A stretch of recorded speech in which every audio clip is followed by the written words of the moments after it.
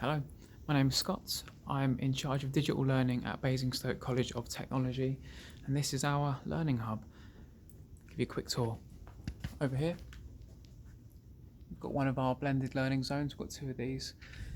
These are spaces using Chrome devices and circular tables to facilitate independent digital study. So every single one of our 80 full-time courses develops independence and digital skills as part of their curriculum, and it's my digital team's job to help facilitate and manage and improve the use of digital in every single course.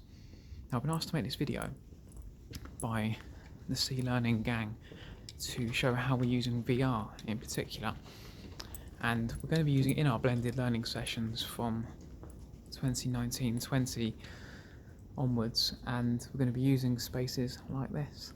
This is a area in our learning hub whereby we've affixed a laptop, an Acer Predator, to our Jamboard, which we're using temporarily as a monitor, so people, students and staff, whoever it might be, can watch and engage and communicate, collaborate, critically think alongside the person experiencing the virtual reality what they need to do to solve the issue they are encountering. Here we see Bradley, one of our blended learning facilitators who normally looks after the blended learning sessions, work using Wrench. Now, Wrench is a program that allows the user to build engines, to work using different tools relating to engineering, automotive, motorsport. In particular, we've seen this be quite popular with motorsport students who at first were a little bit laddie and a little bit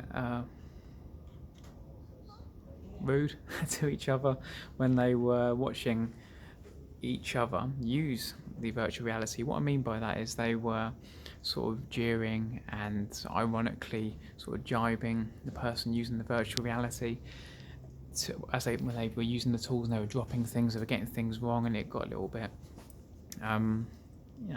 childish at times. It was a new toy for them and they were getting carried away, but after about 5 minutes or so they started to stop behaving in that way and started to cheer on the person using the virtual reality, started to coach them on and telling them what they needed to do to actually complete the level, to complete what they were doing.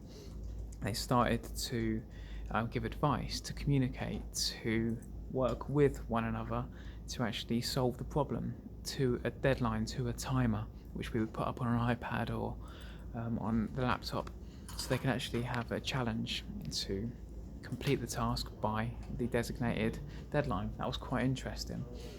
Using tools like Wrench in motorsport and automotive in particular are really useful because our students can't always get hands-on with the actual kit, and they still need to learn the flow and the rhythm and the order of completing complex tasks using tools such as Wrench or using other simulation tools, using virtual reality. Now, this has been quite popular for us because many of our courses that are using digital tools, of course it would be nice for them to use virtual reality as well to help train them for the future expectations of their careers. But for construction and automotive, two areas we wanted to really enhance the use of digital within. This tool in particular was a useful find because we wanted them to have access to this outside of their lessons, to actually use digital in a meaningful way that would enhance their understanding. If it doesn't improve teaching and learning, we don't really care about technology here at BCoT.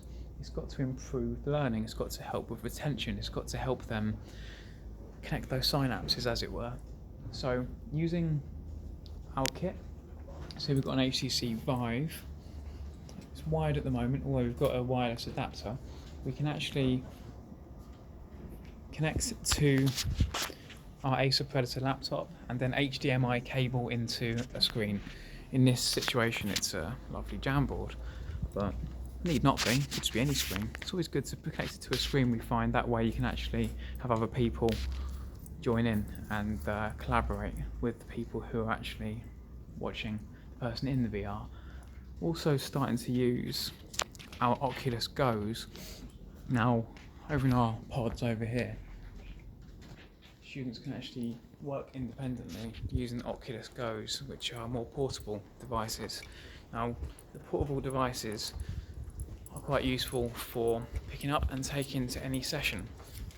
We've started to see these be used in our apprenticeship unit and for the return to work course, because we've got, using the Oculus Go's, preloaded experiences whereby people can practice being in an interview, practice presenting and communicating to an audience, getting feedback from the actual game.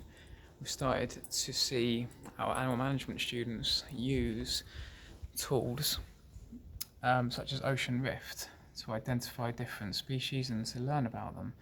We've started to see YouTube used in a really interesting way in terms of 360 videos. The party, the 360 experience co-created by people with Asperger's, is really fascinating and emotive and really helps you understand how VR can be used as an empathy machine as you are put into the perspective of a young girl at a party. The visual and auditory overload of the experience is quite something. And our health and social care students come out of the experience using that and were quite shook by it, and really helped them to see from a different perspective, which then informed the care plan and the podcast they were recording in their blended learning session about helping people with autism.